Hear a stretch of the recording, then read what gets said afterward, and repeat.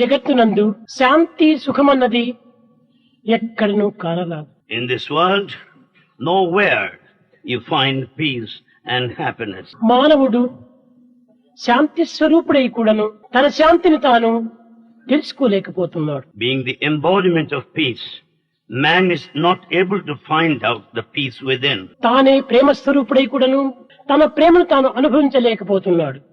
Being the embodiment of love, he is not able to experience the latent love. ఇత్యాది పవిత్రమైన గుణములు మానవుని యందు ఉండి కూడాను తన సత్యాన్ని తాను గుర్తించుకోలేక అసత్యములో మునిగి అనంతమైన బాధలను అనుభవిస్తున్నాడు. Though there are sacred qualities in mankind, he doesn't understand the truth and is carried away by all falsehood. కనుక మానవుడు దైవత్వాన్ని వెతకవలనన్నా లేక శాంతి సుఖములను అనుభవించవలనన్నా ఎక్కడో మనం పోయి వెతకనక్కర్లేదు. In order to experience the divinity, ought to find out peace and happiness, you don't need to search for it elsewhere.